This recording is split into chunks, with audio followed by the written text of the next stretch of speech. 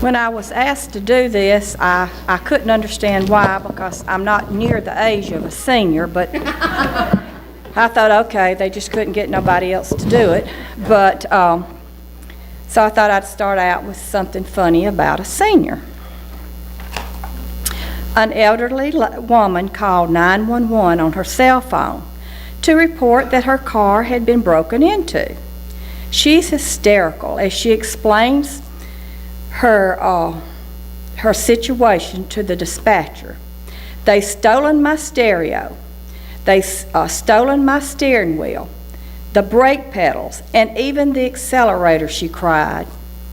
And the dispatcher said, "Stay calm. An officer is on his way." A few minutes later, the officer radioed in. "Disregard," he said. She got in the back seat.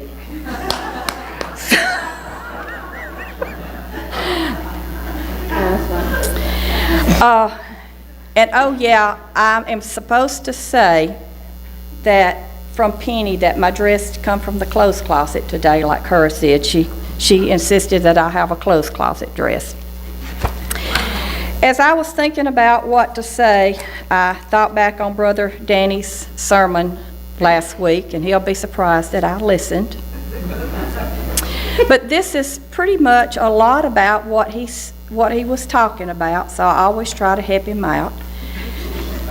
And as I read this, you can listen and see if anything applies to your life. Satan called a worldwide convention of his demons. In his opening address, he said, "You know, we cannot keep Christians from going to church, reading their Bibles, praying, or even their potluck dinners. But we can steal their time so that they don't have time to develop a relationship with God." The demons looked puzzled, and one of them asked, "How can we prevent this?" Satan said simple, "This is what I want you to do. You will distract them all day long, every day. You will keep them busy in the non-essentials of life and schemes to occupy their mind. You will tempt them to desire the things of this world, so they will spend, and borrow. This will cause the fathers to have to work 6 to 7 hours a day, 10 to 12 hours a day, and the mothers also will have to work long hours. This will keep them from spending time with their children and each other. This will cause the family to fragment." Then Satan said, "We're going to overstimulate their minds so that they cannot hear the still small voice of God." "How are we going to do that?" said another demon. Satan said, "We're going to play music while they drive, encourage them to talk on their phones, and text. Then, when they are at home, we will desire them to watch TV, play with iPads, use their iPhones, and any other electronics that they have. When they are in the restaurants, we're going to have undesirable music playing. This will jam their minds and break their union with God." "And oh yes," said Satan, "at Christmas, we'll put all the emphasis on Santa Claus, and at Easter, all the emphasis on the Easter Bunny. This will keep the real meaning of these days hidden." "And oh," said Satan, "this is a good one. We're going to send them to amusement parks, sporting events, and the movies. We are going to keep them busy. This will make them too tired for church. And when they do come to church, let's involve them in gossip and small talk, so that they will leave with a troubled conscience. We are going to crowd their lives with so many good causes, they have no time to search the power of God. They will be working in their own strength, sacrificing health and family for the good of the cause." Satan told the demons, "This is going to work. I just know it's going to work." It was quite a plan. The demons went eagerly to their assignment, causing Christians everywhere to get busier and more rush, going from here to there, and having no time for God. So the question that we could ask ourselves today is, how successful has Satan's scheme in our lives been?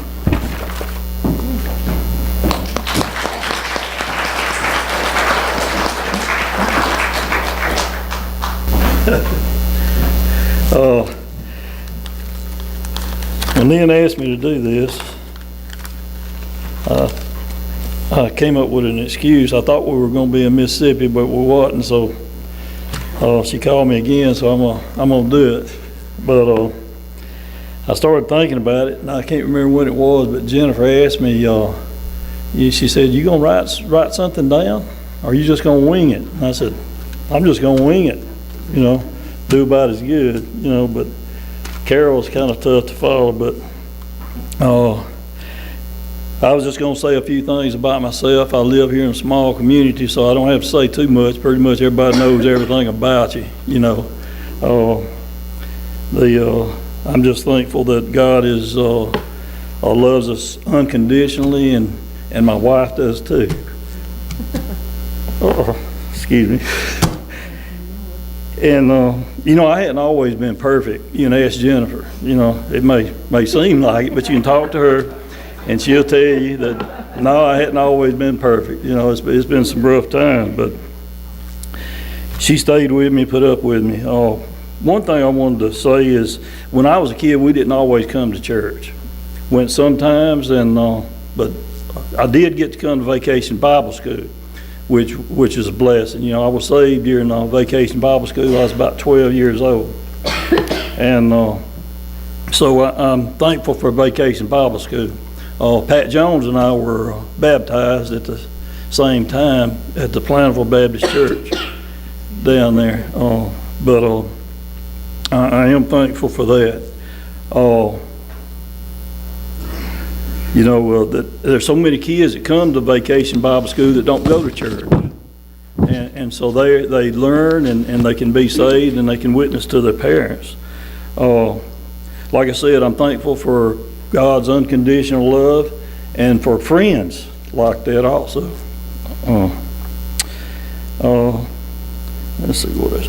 One thing I was going to say, like I said, I didn't always go to church when I was a child, but Jennifer, she went to church every Sunday night and Wednesday night, and even though I was saved at 12, I kind of, you know, at times wandered away a little bit, you might say. But I'm thankful for Brother Jones, who was a big witness and inspiration to me. He used to come to our house all the time. He loved to hunt, and he loved horses. You know, so we hunted, my dad hunted, and so they got along well, and I enjoyed seeing him and talking to him. But as I got older, he and I did a little horse trading and stuff, so I was always close to Brother Jones, and he was a big influence on my life. But one thing, you know, I think about is, you know, as things happen in your life, and last year we've had a lot of things that happen with us. But, you know, as things happen, sometimes you don't see God working. But you can look back on events, and you can see how things happen. They seem to fall into order. You know, and Jennifer and I were talking about a couple of weeks ago, we had something that happened, and you could look back on it and see where God guided us in the way we need to go. You know, and this has happened a lot of times over the years. I know things that's happened to me, even way back with our daughter. I can look back when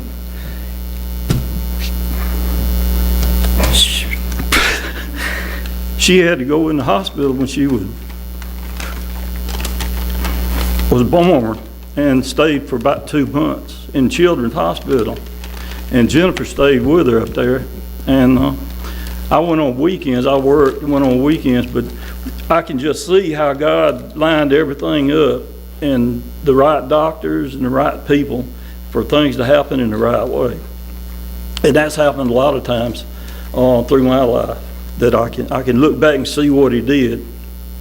I had one event to happen to me, and this will pretty much finish it up, but it's kind of funny, it's kind of not funny. At the time, it wasn't funny. A lot of y'all probably know about it, but I know that God was involved. I wouldn't be here now. I was working shift work, working 3 to 11, and Jennifer probably killed me for telling this, but I was working 3 to 11 and she was at work, and so I was putting up a fence behind my house down here, and the ground was hard. It was really hard. I couldn't, I was down there trying to, and I remembered old Brooks had a auger. So I went and talked to Brooks and borrowed his auger, and I don't know if any of y'all ever used it or not, but it's a rear end, made into an auger. And he had put a nail in that thing, a big old nail in the drive shaft in that thing to hold it together, and it was bent. And so I went and got it, and I was down there trying to drill a hole. The drill was kind of dull. So I got off the tractor. I just left the thing running. Got off the tractor and walked back there and was looking at it. And I put my hand on it, kind of wiggled it around to get it to dig, and it still wouldn't do too good. So I kind of raised myself up on that thing to make it dig. I had on a kind of a Western type shirt, these welders shirts, and a heavy duty Western belt, blue jeans and everything. And that nail came around and caught my belt right here at my waist. And it was those things, if you've ever worked around, when they turn pretty slow, I could see myself going around that shaft. And I was. That thing I went around, I didn't know, I couldn't get loose from it. And all of a sudden, I ended up out on the ground out there. And I stood up. I didn't have nothing but my cowboy boots on. And you know how it is, if something like that happens, you're going to look around and see if anybody's watching. So I looked around, I had on my cowboy boots, and my truck sitting there, and my clothes is going around that drive shaft. It ripped that belt apart, ripped my blue jeans all the way down the seams, tore my shirt off of me, and the only thing wrong was my back. I got my back skinned. Praise the Lord. And I went to I think I got Mother to carry me to the hospital to get x-ray because I wasn't feeling too good. And nothing wrong. I went to work on 3 to 11 and everything was good. But I know a lot of y'all probably already heard that, but that was an experience. And I'm laying there thinking, if God hadn't been with me, I'd be dead right now. I mean, it's amazing that happened. That's just, I thought I'd tell it because that was pretty funny, but I've had so many things with my family and different things that you can just look back and see where He's working, and I'm just thankful to be saved. Thankful to have good friends like this.